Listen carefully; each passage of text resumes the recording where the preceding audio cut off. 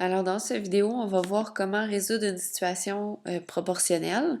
Donc ces méthodes-là fonctionnent juste avec des situations proportionnelles. Ça fonctionne ni avec des situations qui sont partiellement proportionnelles ou des situations qui sont inversement proportionnelles. Donc la première méthode, c'est le retour à l'unité. Donc on veut trouver le taux unitaire pour trouver les autres, les valeurs manquantes. Donc on a une table des valeurs qui est ici.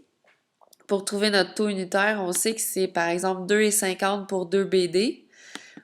On veut savoir ça nous coûte combien pour une BD, donc ça nous coûte 1,25. Donc on peut le mettre dans notre table des valeurs. Donc 2,50 divisé par 2, ça donne 1,25 chaque BD.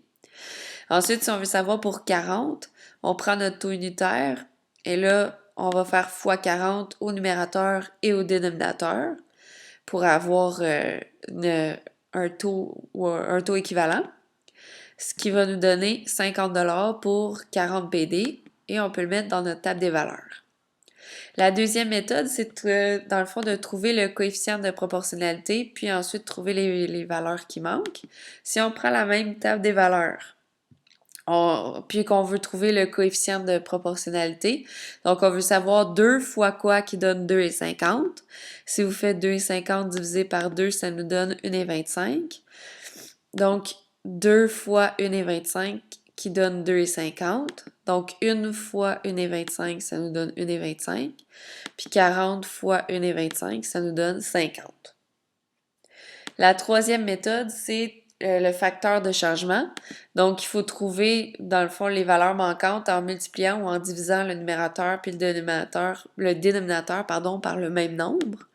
Donc, si on regarde encore une fois dans notre table des valeurs, de 2 à 1, on a divisé par 2.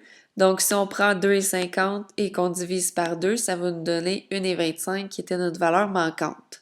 Si on va plus loin dans notre table des valeurs, de 20 à 40, on a fait x2.